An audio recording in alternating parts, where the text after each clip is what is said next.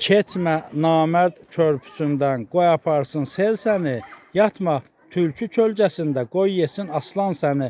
Atalar sözü 7-ci sinif Azərbaycan dili dərsliyinin 107-ci səhifəsində təhrif olunub və qoy aparsın su səni kimi yazılıb ki, tərtibatçılar daxil müəlliflər də öz yazdıqları kitabı dərsliyi qəbul edənlər qədər ən azından oxumayıb və kitaba belə nəzər salmayıblar. Su insanı apara bilməz, batıra bilər. Körpünü isə sel apara bilər. Bu adi məntiqdir, sadə də izahı var. Folklor nümunəsi nə qədər variantlı olsa da, bu fikir atalar sözlərində öz təsdiqini bir o qədər də tapmır.